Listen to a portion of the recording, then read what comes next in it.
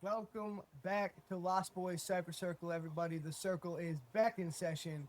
This is a place where we bring artists of all kinds, whether they be poets, writers, authors, musicians, DJs, whatever you got going on. Come show your talent, show us what you got going on, and talk to us a little bit about it. This is a safe place to be heard as both an artist and as a person. I like to say that it's a weekly therapy session for us. It's where we let our inner demons out. It's where we can just be ourselves and be comfortable being ourselves without judgment, without ridicule. If that sounds like you and you are an artist who would like to come be part of a collective of people like that, please hit me up or my brother up on Facebook at Dylan Lawler or Brendan Lawler. That's Dylan Lawler or Brendan Lawler on Facebook. Now, before we do get into the show, I tried to give a quick trigger warning. That is simply because, like I said, it is our weekly therapy session, right? It is a place for us to come be ourselves.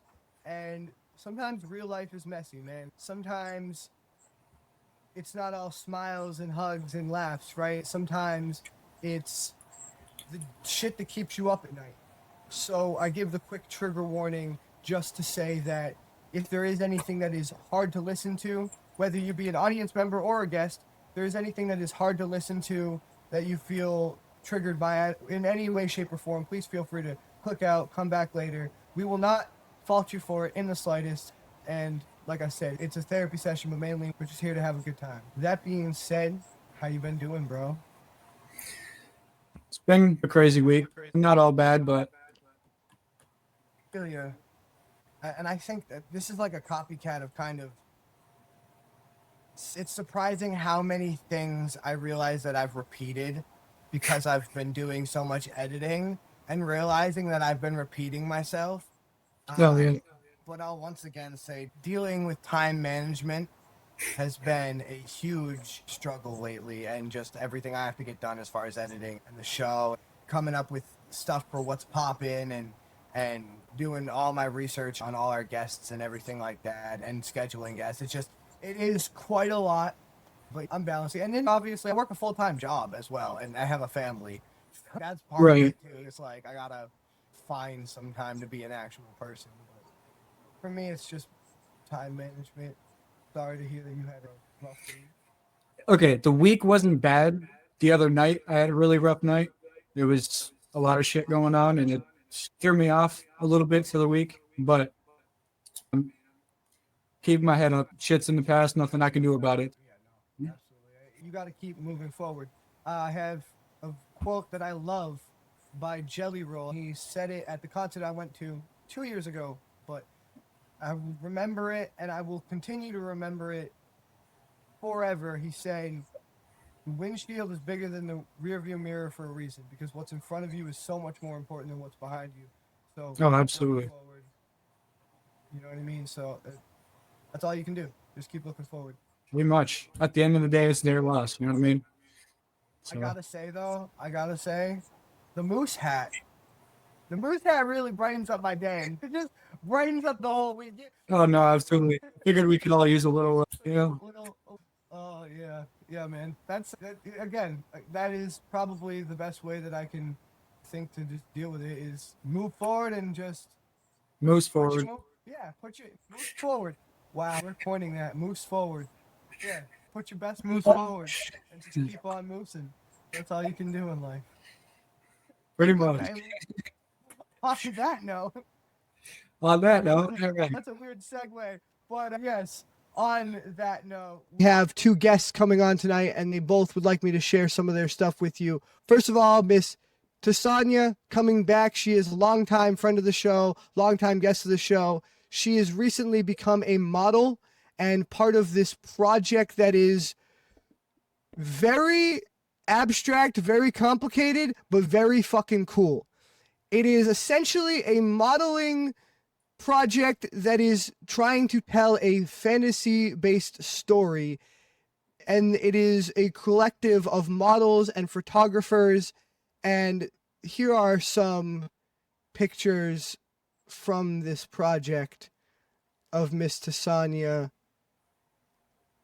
And then I also have here transitioning into our next guest for the night, which marks the first time we've ever had a couple come on together. Lost Boys power couple, gotta love it. So this is some edits that my man DJ Spree did of Tasania's pictures. Oh wow. That one's definitely my favorite. I love that one. And then this one's badass. That's cool too. And then there's that one. So that is called the Ethereal Modeling Project, I believe. I will have her speak a little bit more on it. This is some information I just got like last second, but it was definitely something that piqued my interest, so I wanted to add it into the episode to make sure everybody else got it and was able to go check it out because it's really cool. Transitioning from the edits that my man did here, we have a new guest on the show, Mr. DJ Spree. He is a DJ. He also does, as you've seen, some digital editing, which is really fucking dope. I'll show you some more of the stuff he's done in just a second. He does events such as weddings, comedy shows, poetry readings. Whether you're a musician or any other kind of artist, he will DJ at your show, or you're getting married, or if you're having a breakup and maybe you need him to play some sad music on a sidewalk while you're like breaking up with your betrothed. I don't know. He's down for you, and he's a really dope DJ, and he's got a really fucking dope setup. So I'm going to shut up and show that to you guys now. Here's some clips of his setup, as well as some events he's done and some artists that he has worked with.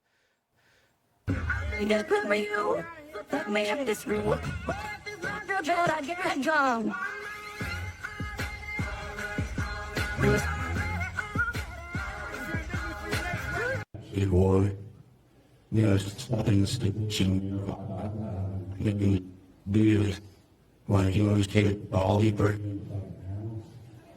Yes.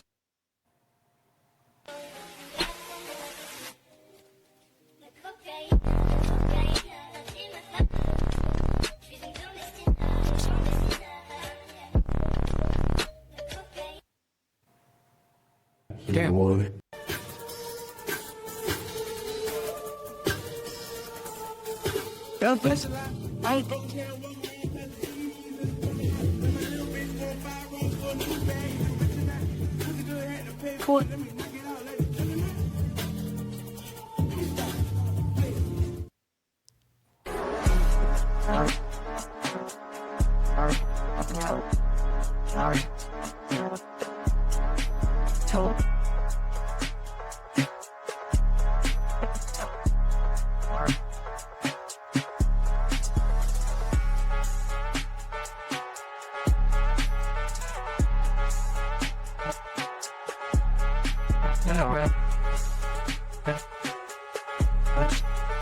All right. Kind of transition to bring my man DJ Spree and his girl Tastania up here. So I will get them right up here for y'all. Hello. Hey, what's up? Hey guys, how's it going? Welcome to the show. How you guys doing tonight? Doing great. Good. That's awesome. Definitely good to have you guys here. Yes, sir. I appreciate y'all for putting us on. Hell yeah, Hell yeah. no problem, man. So kicking it off, since you're new to the show, DJ Spree, if you want to tell us who you are, what you do, what you're about, by all means, I will pass it off to you. Yes, sir. My name is Jimmy Mullen. I'm from Odessa, Texas. I'm also known as DJ Spree, and I've been doing events in the West Texas area for about 15 years. And I do all kinds of things as far as music. I do studio sessions and putting people on stages and doing events. And I also do video production and a little bit of AI generation, stuff like that, as you've seen. I'm just an all-around creative kind of guy. So that's me. Really cool Yeah, no shit, problem. man. And I actually had one more thing you had sent me, which is a painting you did or some kind of Yeah. drawing you did way back when. You want Yeah. to tell us about this a little bit? Yeah, I had this painting that I had done, and it was so good that they decided to put it into a museum and they put it into a calendar as well. I was February of that year in the calendar. The art piece itself is called Hands of Unity. I traced my hands all over this canvas and made each one a different color to represent that people of all colors can come together and have a good time and be happy with each other. Fuck yeah, dude. I really like that. I For love sure. the symbolism, and that's really fucking cool, dude. Yeah, I For definitely, sure. like I said, when you sent that to me, it definitely piqued my interest, and I wanted to make sure I highlighted that on the show because I didn't even, honestly, didn't even know the deeper message behind it. But now knowing the deeper message, I only appreciate it all the more. So, hell yeah, Yes, dude. sir. Yes, sir. When exactly did you get into DJing? What kind of?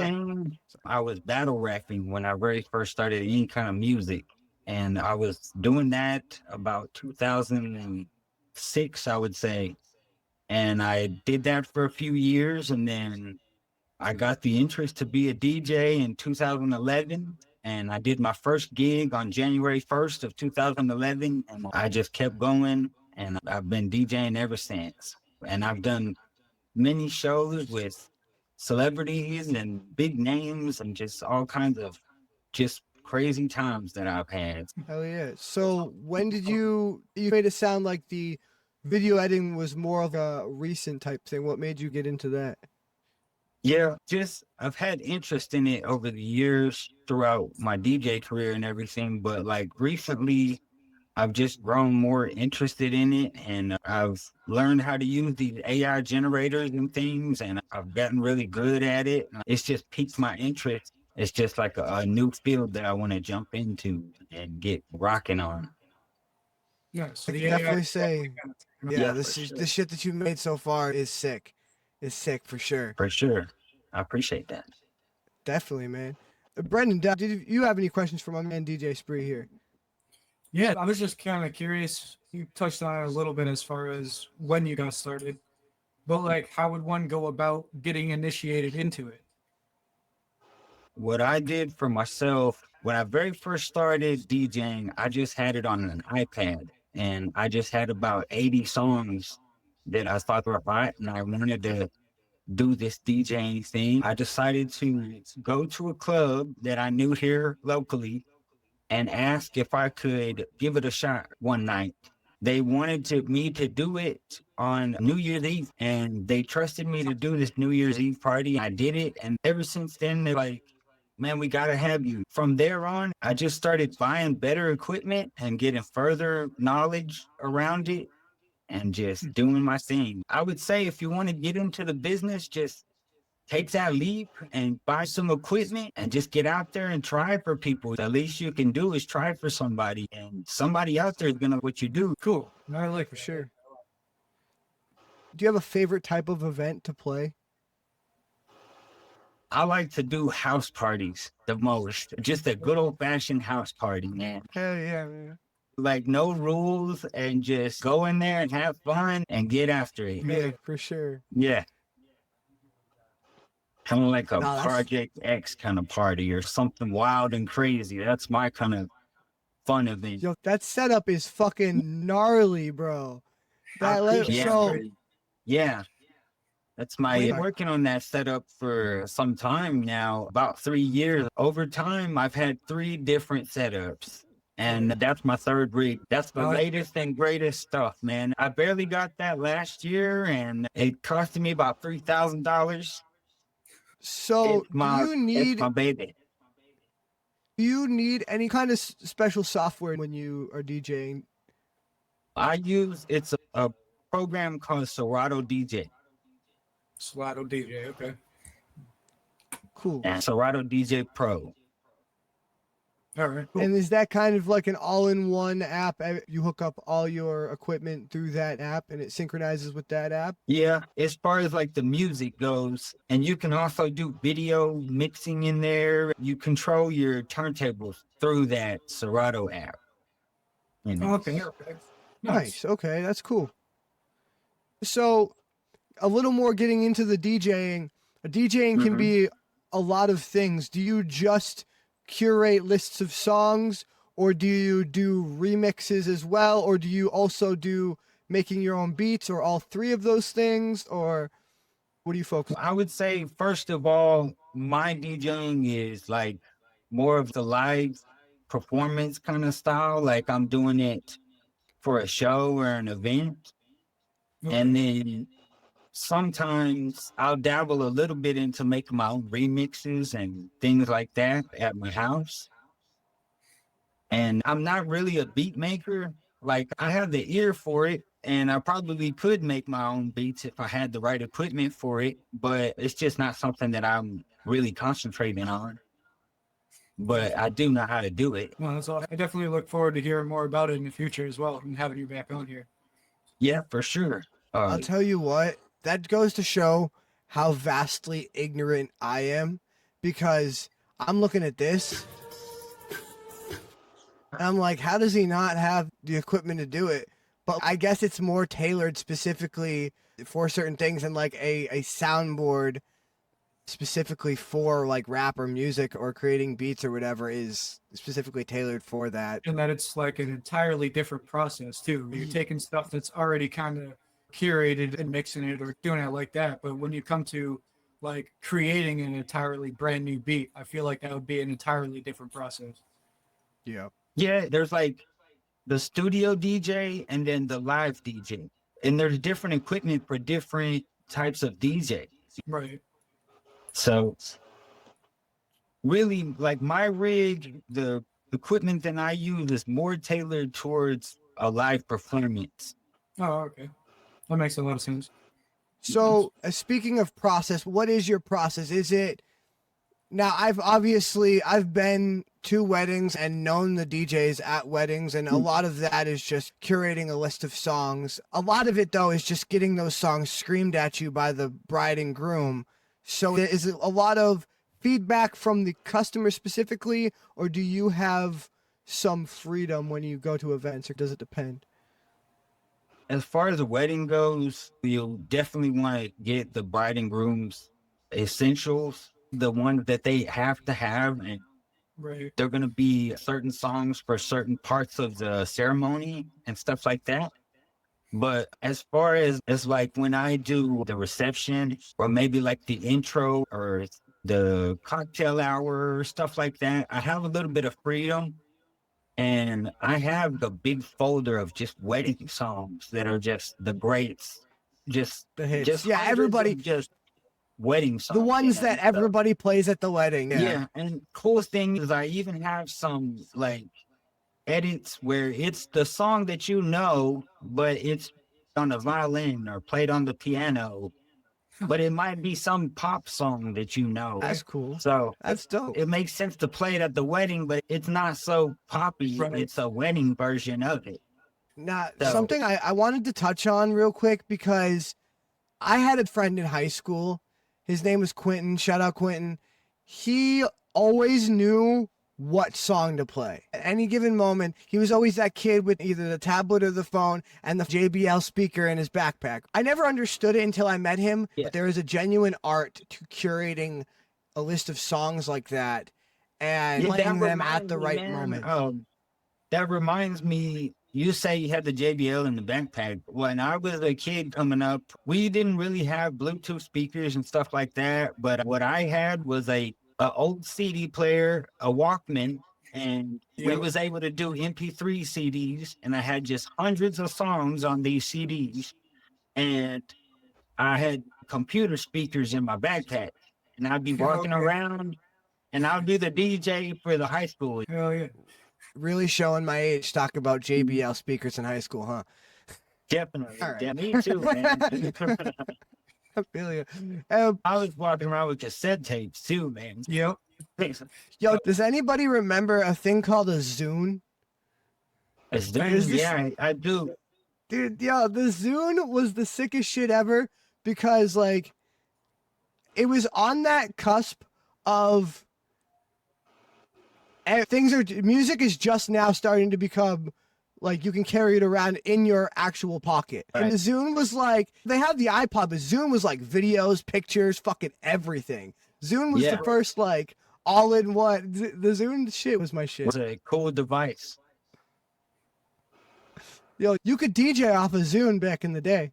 Hook that shit up. You probably could, Just an aux cord and some hopes and dreams. right? Hell yeah, Yeah. man. Thanks for sharing with us and talking a Yeah. little bit about your shit. Stick around. We have your girl here. She's going to do some poetry for us, and hopefully Yes, we sir. can get some of your feedback on that as well. Yes, sir. So transitioning over here, Miss Tasanya, if you'd like to tell us a little bit about who you are, what you do. Let's see. As you said, I am a poet. I have a few poetry competitions coming up. It's been a busy year. It sounds like you are a very busy woman. I was telling my co-host here a little bit about you before the show, and he was like, so what exactly does she do again? And I was distracted trying to get my own thing ready for the show, but I was like, oh, she does poetry and art, and oh, she's a model. Oh, and she does tarot card readings too. And then he was like, damn, she's got a lot going on, huh? Yeah, you're a very busy woman. Yeah, and I'm working one job currently, fixing to be two as soon as Spirit Halloween starts. Oh, okay, yeah. Hell yeah, that's one of my favorite stores of all time. Yeah, this will be my third year working there. Hell yeah. So starting off, I wanted to jump into this ethereal project. Wanted you to tell me a little bit about this modeling gig you got going on and what exactly the project is. Okay, so it's called Etheria, and it does have a Facebook page. Y'all can go follow it. So what it is, it's like basically, I guess you could think of it as like a real life D&D. The author of the book, he's the photographer and the author. He's writing this book, and he's got, I think, 20 models out of San Angelo doing it. Right now, I am the only model in Odessa Okay. that is doing it. But I don't know, it's going to be fun. So far, it's a 11-month contract. So for the next 11 months, I'll be doing this. Oh, damn. No, that's awesome. Yeah, Dylan had sent me the overview of it right before the show, and it definitely piqued my interest because those topics are a lot of what I dive into personally myself as well. So it definitely caught my interest. I wanted to look into it a little bit more as well. Yeah, what gets my interest of it is the fact that it's like magic meets the real world. No, absolutely. Yeah, I think it's going to be, so far, it's going to be a lot of fun. I did my first photo shoot for it about 3 weeks ago.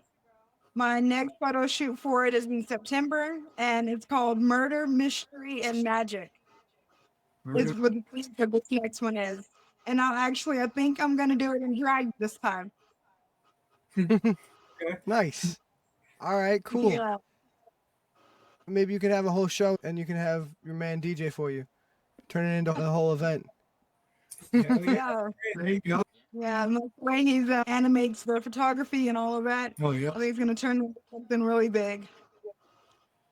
Hell yeah. And actually, real quick, before I forget, I actually had a picture of the merch shop up here that you had sent me. The Etheria merch shop. You can go buy shirts with those pictures that you actually just saw on this website here, Etheria. Go check out the merch store for sure. Yeah. Yeah, and then the Yeah. more photo shoots I do, the more merch I'll have. Nice. Cool. We'll definitely Word. keep our eyes out for it. Hell yeah. So that being said, if you want to get into your poetry for the night, you had sent me the names of 2 pieces. Which one would you like to get into first? I'll read the gun first. The gun? All right. I will get us out of here and let you get to it. Okay. The gun. Hi, my name is James. I am 4. Daddy got a new toy today. It's black, shiny, and big. Daddy said not to touch it, but I did. He had it on the table. I picked it up. My little hands didn't wrap all the way around the handle. Daddy wasn't looking. I moved the toy around. What's this? I hear a loud noise, and then nothing. My friend's big brother got a new gun today. I'm not dumb. I know what a gun is, know what it can do. My friend went in the room and got it. I'm not scared. I know what I'm doing, holding it out the way the guys in the shows that mom lets me watch. I'm pretty sure the safety is on. What idiot would keep a loaded gun in the house without the safety on? I aim it at my friend. He mocks fear. I squeeze the trigger. Should have checked. The gun hits the floor the same time as his body. Hey, I'm Terry, and I've been in and out these streets too many times to count. One thing I've learned is you gotta stay strapped. You never know who's creeping up behind you, or hell, in front of your face. There's a black SUV creeping down the street. Last month, my boy got shot. I think they said something about an SUV. Windows rolling down. What the hell, man? I see a hand come out the window, something in it. I hear a shout. My hand is on my strap before I know it. Trigger pulled. Shit. All I remember after that is long brown hair falling over the driver's seat, a child screaming in the back. My life is ruined. I ruined hers, taking a mother from a child. Fear is a powerful thing on its own. Add a gun and shit. Hi, I'm Jack. I'm 38, holding a 38. I'm no stranger to guns. I have a lot of them, but this one will be my last. 2 years ago, my son saw this one. I told him over and over not to touch it, but my back was turned, and he did. Too late to stop him. It was my fault. I can't take it anymore. I'm sorry, son. Now we're bound by blood and by bullet. The gun. Very good.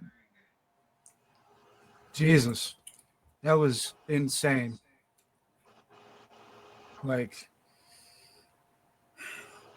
honestly, that took me, I don't necessarily want to say to a dark place, but that definitely hit. And I've had a lot of friends who have ended up in a lot of those same situations. And especially toward that last one that you did, I've been very close to that same situation personally. So that is very touching. That hits incredibly deep. Very powerful piece. Very heavy shit, but fantastic fucking storytelling. And Wonderful. I can't even tell you enough how phenomenal that storytelling was. The way that you illustrated each perspective and showed how each perspective, the kid, the friend, the dad, and you showed the tragedy of each of those people. And it was phenomenally fucking done. It reminded me of Joyner Lucas, particularly the song Ross. I can't pronounce it. I'm sorry. I'm not going to butcher it. But the song by Joyner Lucas about a kid named Ross who got shot in the back of the head. Long story short, the song has two verses. The first is the kid who ended up getting betrayed by his friend and shot in the back of the head. And then the second verse is the perspective of the friend who was in the gang who was getting initiated. And that really reminded me of that song and of Joyner Lucas's storytelling in particular, because there's very few people that I've found that have that kind of knack for not only telling such a cohesive, vivid, and visceral story and drawing you into it and making you feel the tragedy of that story, but also showing the both perspectives of it, right? He has another song called I'm Not Racist, I believe it's called. And it shows both the perspectives from a white man's perspective or a black man's perspective on that. And your storytelling really reminded me of that.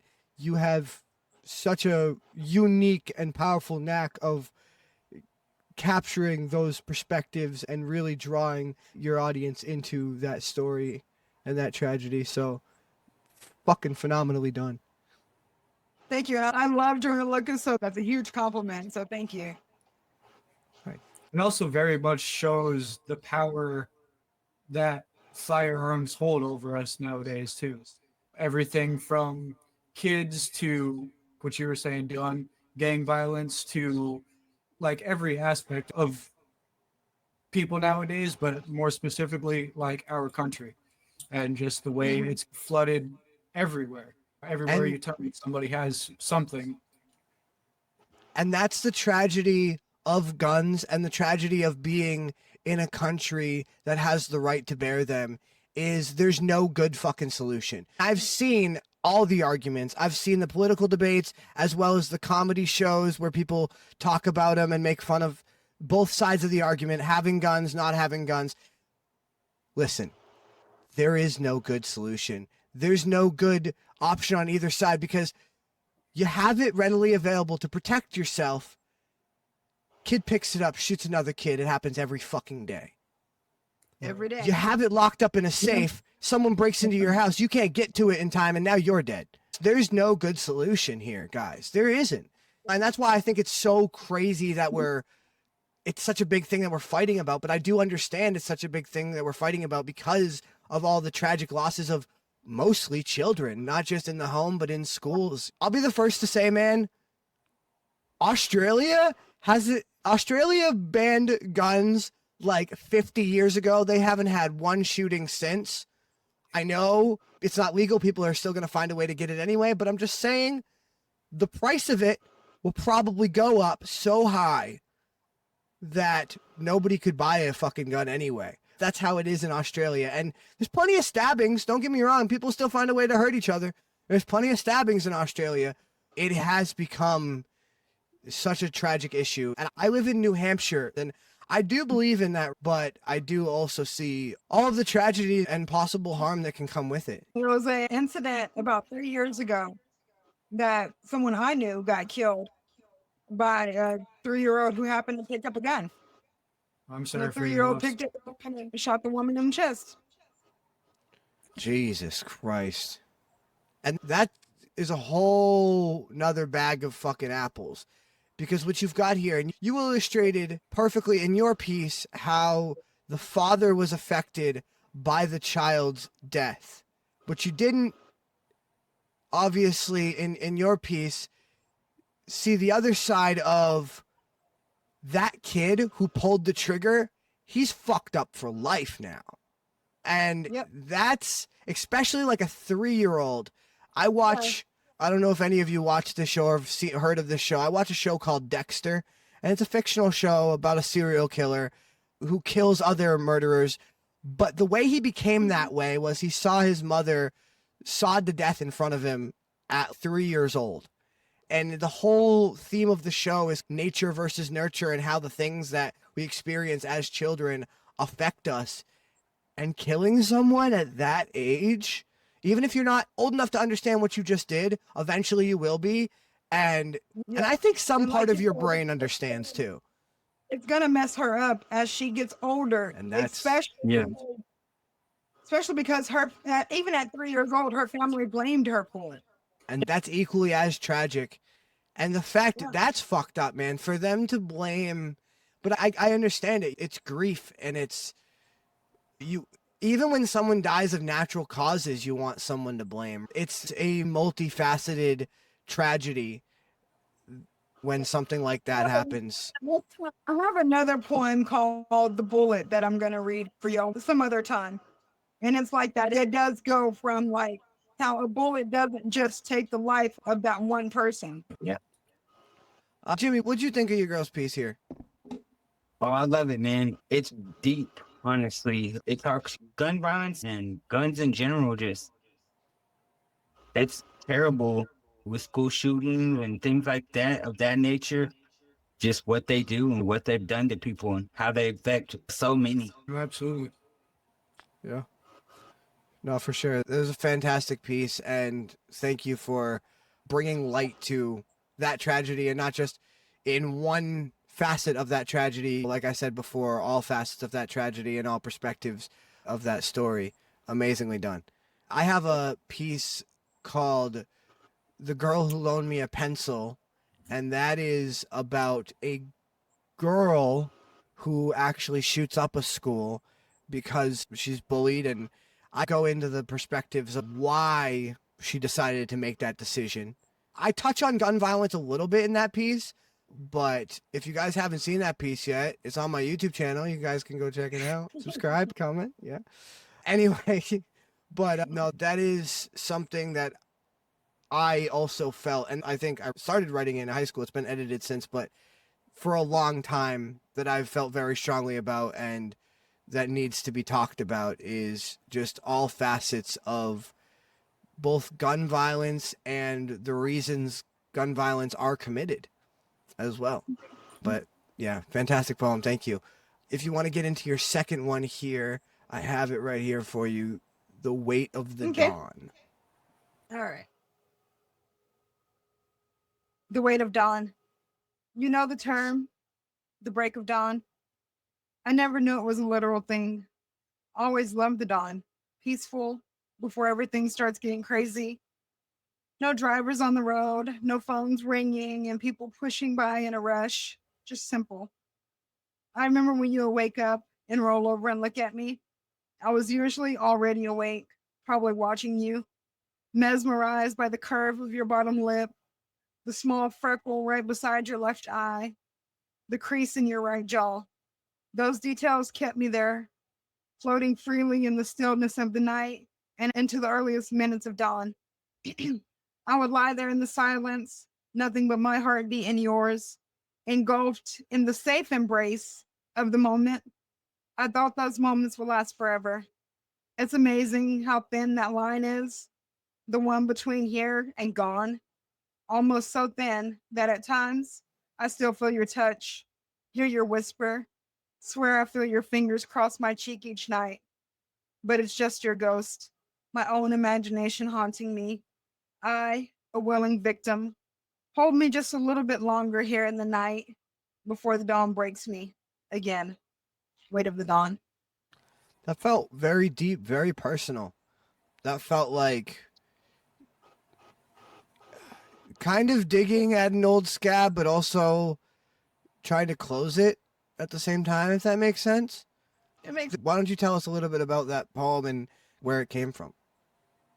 with a lot of my poetry. And I don't I always feel bad when people ask me that question because I'm like, I don't know how to answer it. And my poetry just comes. This was the weight of the dawn. It was actually just a prompt on Pinterest. And that's where a lot of my poetry comes from, Pinterest prompts. Do you happen to remember exactly what the prompt was or Just paraphrase? the title. Oh, really? Yeah. No, it's actually really cool. Thank you. Yeah, that fantastic piece. As I said in your last piece, very vivid, very visceral. You have a knack for imagery and just really drawing the audience, being me, into your imagery and making me present in that moment, feel what you're feeling, or just be present in that piece. You're really good at that with your visceral and vivid imagery. Thank you. Yeah, no, I thought that much like you said, Dylan, but it's very deep, and you also like being able to take a prompt simply from a title and writing something like that is an incredible talent. Not a lot of people can do that. I've tried doing stuff like that. I do a lot of my own writing and stuff like that, but a lot of mine tends to come more from a personal perspective. But it is absolutely a challenge to be able to take 4 words and turn it into something as deep and emotionally connecting as you have. So I definitely applaud you for that. And I get a lot of my poetry prompts off of Pinterest. And like I said, mostly they're usually just the titles.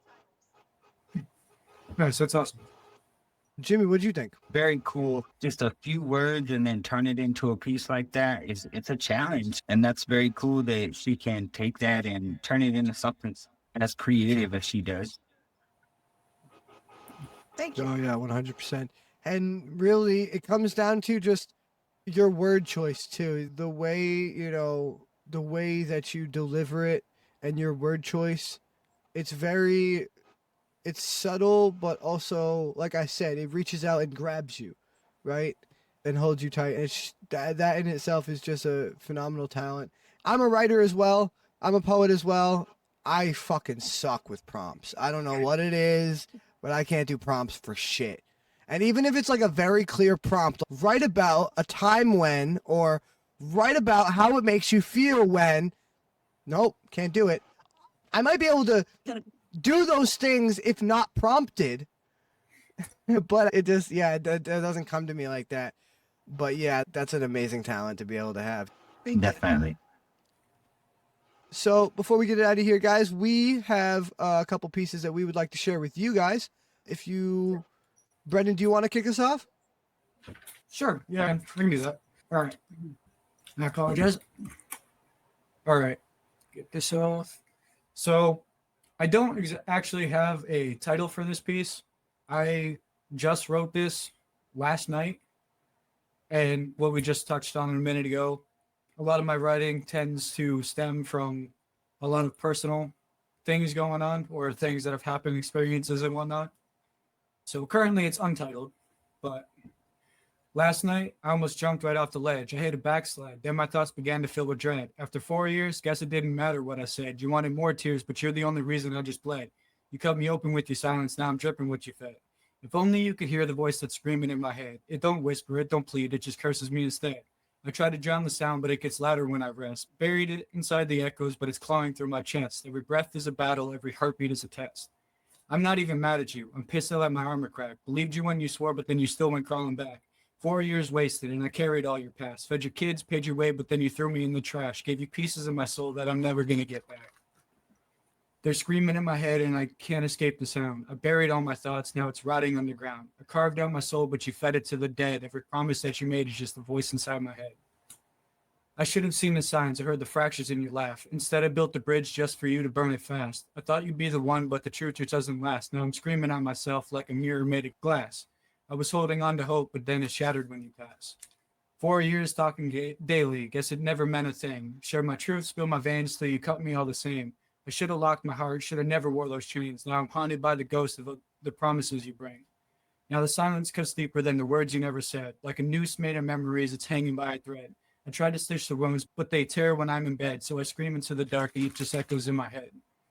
They're screaming in my head and I can't escape the sound. I buried all my trust and now it's rotting underground. I carved out my soul, but then you fed it to the dead. Every promise that you made is just a voice inside my head.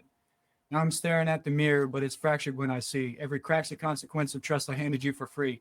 I hate the way I trusted. I hate what's left of me. Every lesson that I learned needs a scar you'll never see. I could drown it in a bottle, let the poison take control, but I've been so close to death that it almost claimed my soul. So I pace inside the silence, let the venom take its toll. Every scar becomes a scripture, every wound becomes a scroll. I was staring down the ledge, but I refused to close my eyes. The fall won't scare me half as much as trusting what's behind. So I etch it in my chest, every fracture, every line. These shadows never break me, they just strengthen up my spine. They're screaming in my head, and I can't escape the sound. I buried all my trust, and now it's rotting underground. I carved out my soul, but you fed it to the dead. Every promise that you made is just a voice inside my head. You cut me with a lie, I let it settle in my veins. Bled the venom into rhythm, turned the damage into chains. Every shadow that you shattered only sharpened what remains. Now the screaming in my head is the power in my name. Nice. Very good. Yeah, I've only heard that once, and it was Wait. right before the show. But fucking phenomenal piece, dude. I feel connected to it because it is a lot of the same shit that I have felt in past relationships in my life. Again, a lot of the pieces you write, whether they be about mental health or whatever it is, I very much connect just because of your word choice. But also just the cadence and the delivery and the flow, really on point, especially for a new piece that you just wrote. I find it often when I've written a new piece that I'm not sure if it's a rap or if it's a spoken word or if it's both or if it's just new, whatever. I find it very hard to pin down my flow and exactly how I want to say each word and the cadence and the inflection of each word. I find that hard to pin down, and it seems like you have that already mostly figured out. Bravo for that as well. Thank you. Tasanya, what'd you think? I thought it was really good. I like Dylan said, the way your flow. I can't also say I can't rap like that. I can't rap. But what I mean is I can't rhyme like that. I used to could, but I haven't written a piece that rhymes in a really long time. It's not easy. It's not easy to rhyme like that. Also, with that being said, I would like to give you a reading. All right. I would definitely be open to that. Hell yeah. Okay. And I'd like to piggyback off of the first thing she said. As someone who does write rhymes and can rhyme like that, I will also say it is hard. It is hard as fuck. Yeah, especially as someone who writes those kind of rhymes, I very much understand all the painstaking detail that goes into each syllable and each word and how you have crafted it. And I'm someone who very much understands and appreciates that. So Yeah, for sure. I was gonna say I write rhymes myself, and you've got some bars there, man. Like you definitely got some very good bars, I'd say. I appreciate that. For sure. And it just starts and I just tend to go with it. But again, a lot of my writing tends to be on the darker side, talking about a lot of shit that people don't really want to talk about. But I don't know. But Sometimes that's the what darker any side type is of the art real form is side for. too. That's what any type of art form is for, is to get those thoughts out, not to hold on to them. Don't let them consume you. And the fact that you're doing that with your music, with your poetry, that's what's important. Is don't let that darkness eat you. And we have to go through those dark moments in order to show other people the light. That's just how it is. Mhm. Absolutely. Well, that's one of the reasons why I'm so grateful for the show, for you guys, all our community members and everything, because for a very long time, I wasn't writing and I tended to just bottle everything up. And I became a very heavy alcoholic for a long time. And I just drowned myself in that. But in doing the show and coming on and everything, it's been able to help me in a lot of ways and got me back into writing and everything. That's very cool, man. Yeah. Thank you. That's what this show is all about. It's our safe space. We're doing creative in the first place. Absolutely. And thank you guys for your input. Absolutely. And either message me privately, you can message me in the group chat or whatever, but we should definitely set that up. I'd totally be open for that. It's been a long time since I've had a reading or anything done. Yeah, That's she so actually well. did. She's done a reading on me. She's done a reading on a couple people. Caleb is one of them, I believe. But she's done a reading on a Yeah, few people in the one Lost Boys group. Nice. Yeah. And I'll just say, first of all, I couldn't, as much as I created this, you guys created this just as much as I did. And I'm speaking not only to you in particular, Sonia, but just all of you, everybody who watches the show, everybody who supports, everybody who's part of the group, everybody who is part of this in any way, shape, or form. You guys made it what it is. And this would not be possible without the people who make it possible, and that is you guys. That is the community, right? This is a one-man show. I'm sitting in my living room on a fucking laptop. Nobody wants to see a man sit in his living room on a laptop for 2 hours a week. Nobody wants to see that. You guys are what make this, not only this show possible, but this community possible. And it has become such a great community of such amazing people who are just so accepting and welcoming and just cherish every piece of art and every person for what they are and accept them 100% completely. And that is just all I could have ever asked for and more. And secondly, not only as my co-host, but as my brother, thank you again for getting back into writing, getting back into being social, not only with the outside world, but with me in particular. I took a little hiatus here, and my brother's the one who kind of convinced me to pull myself back from the depths or whatever and come back into the light with you guys. With that being said, I'm going to read a brighter, one of my more positive pieces. Much like my brother here, a lot of my poetry is, and rap and whatnot, is mental health based. A lot of it is dark. It is me, my therapy, me letting out my inner demons. So this is one of the few exceptions. It is called Manifest Destiny, and the title kind of speaks for itself. And this was originally written as a rap, but I'm going to try to do it for you guys here as a spoken word, because I find that more people hear my words, and it also makes it easier to breathe and not get tongue-tied, to be honest.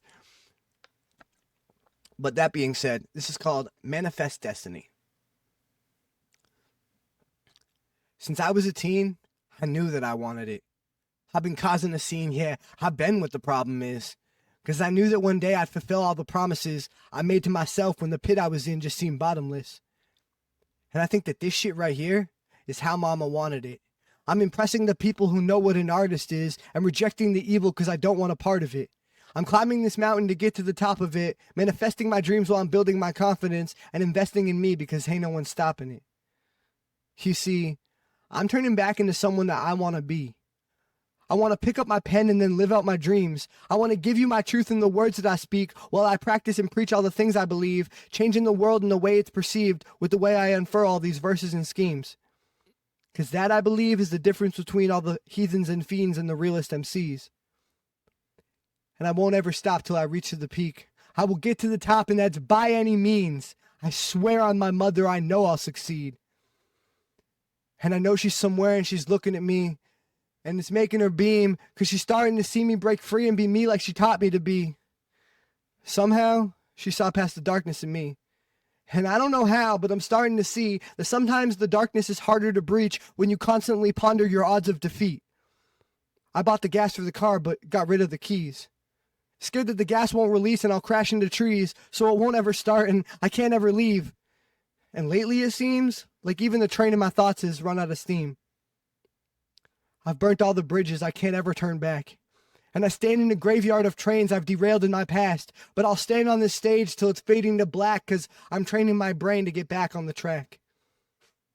Learning the skills that I currently lack, channeling feelings to master my craft. I will reach the ceiling, and that is a fact. I'll be raising the roof like it wasn't attached. Wait, as a matter of fact, just call me Atlas and put the whole world on my back. At last I'm able to bear all the pain and the weight of this mess. Feels like I'm wearing a plate on my breast in the shape of a shield that's embroidered with S. But I promise to give it my all and no less till I take my last breath.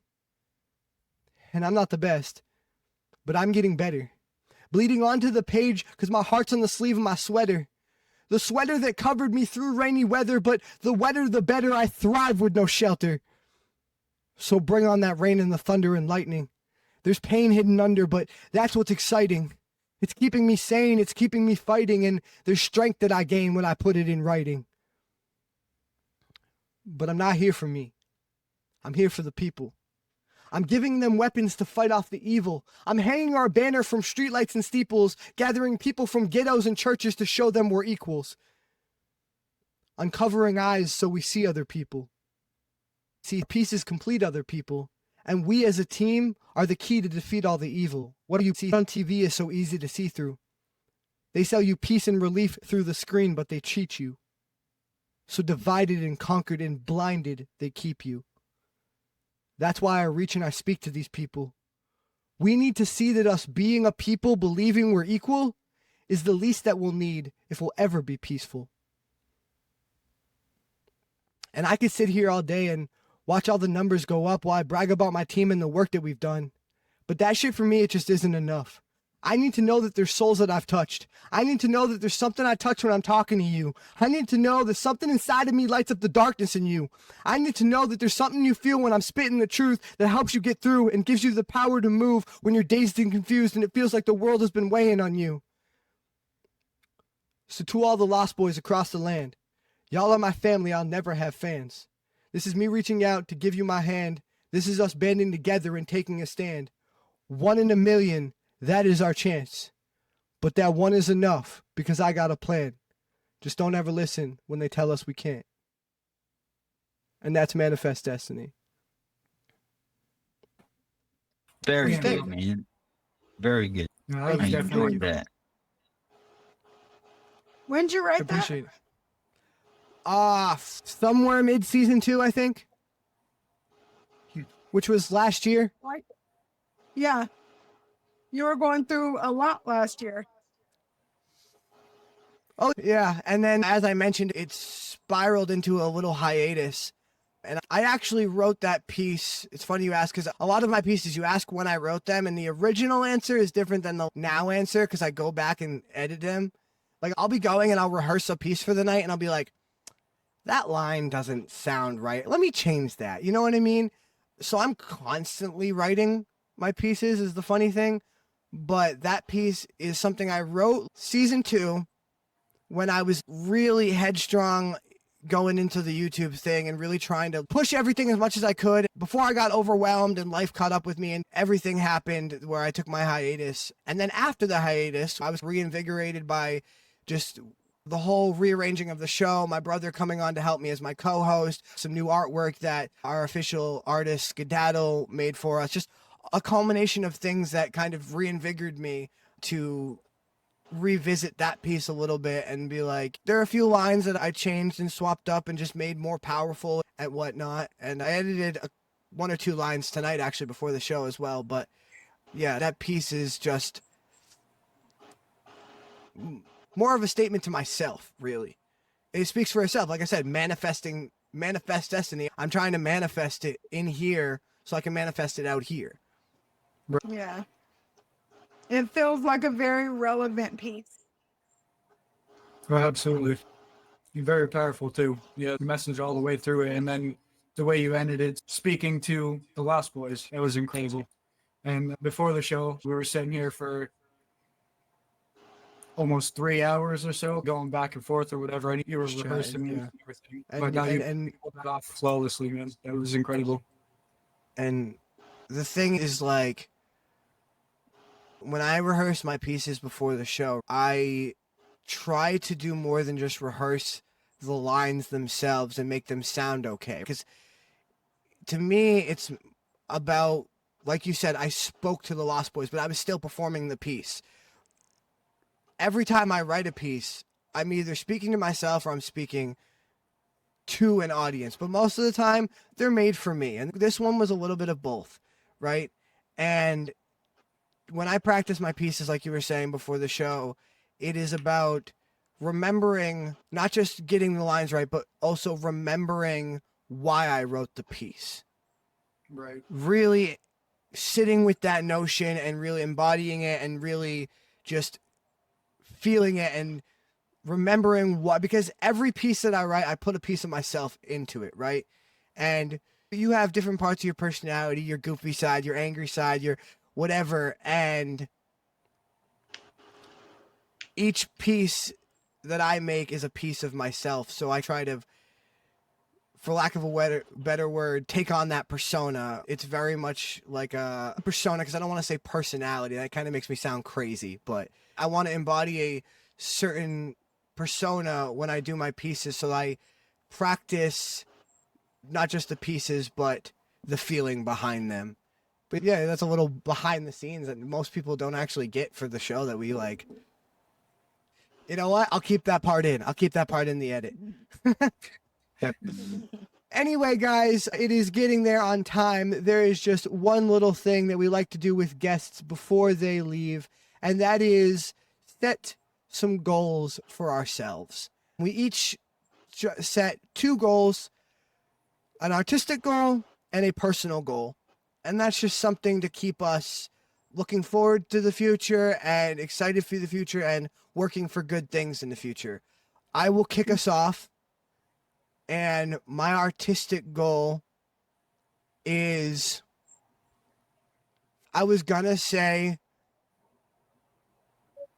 I have an EP or a mixtape, whatever the fuck I'm working on.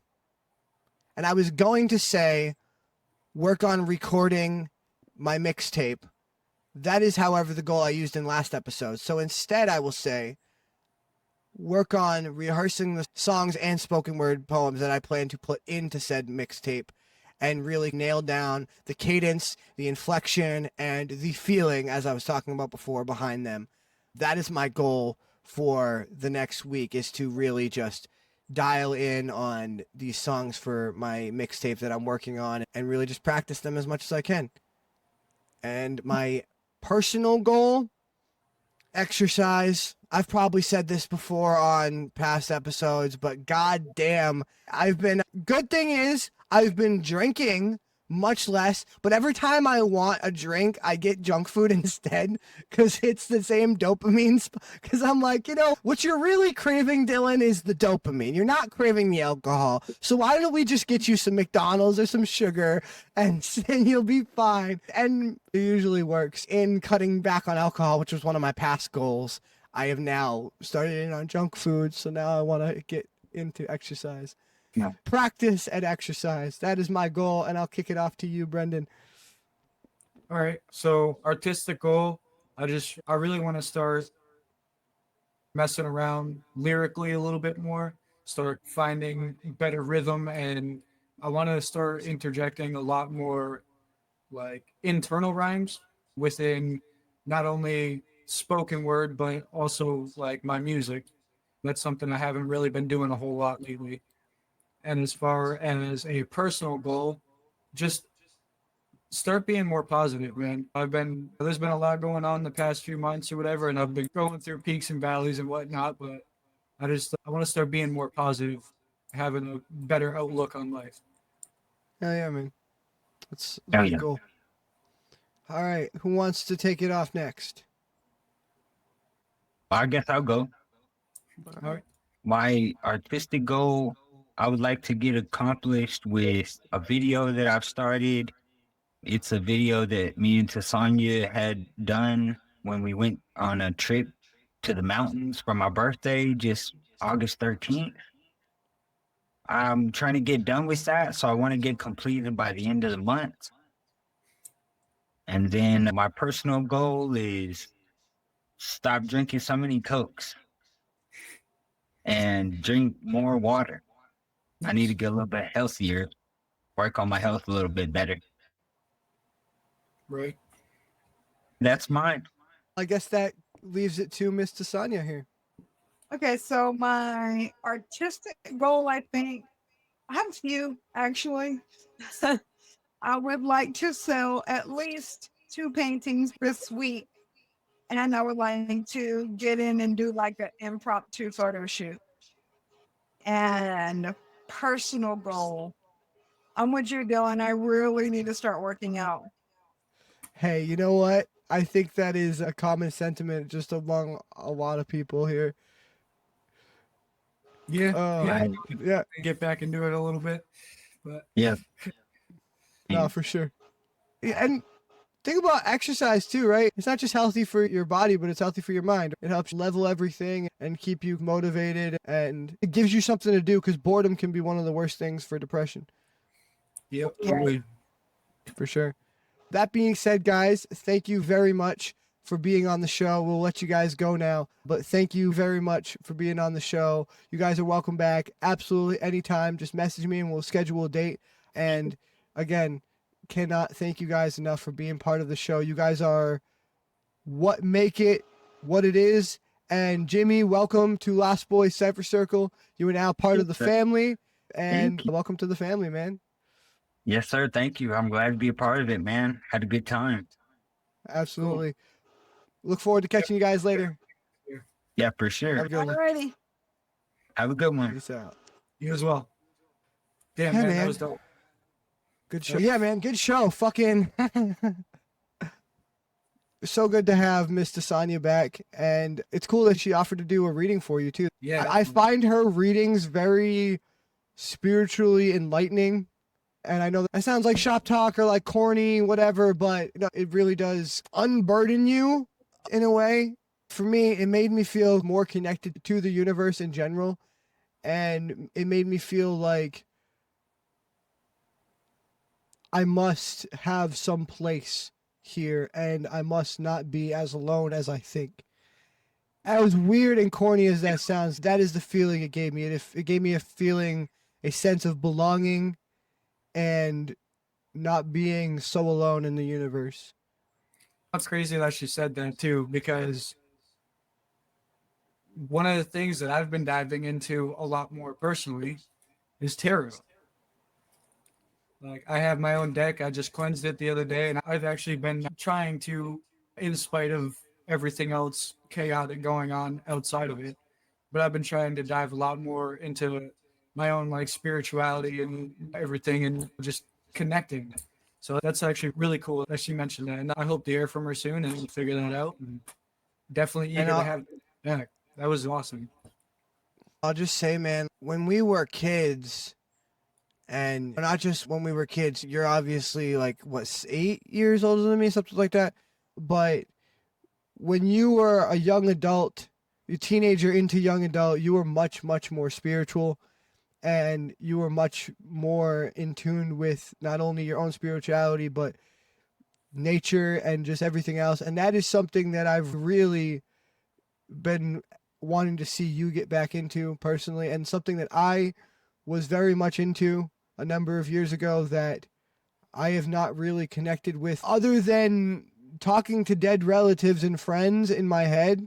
I have not really connected with my own spirituality in that sense in a long time. Maybe that's something you and me could get into together, because that's definitely something I've been wanting to get back into and something that I've really wanted to see you embrace about yourself, because there are so many pictures of you with either your pentacle or just one of your rings or whatever that just represents your spirituality. And then over the years, I just noticed like you definitely did just not forget that in a sense, but it became less of a part of your personality. And as your brother, that is sad to see.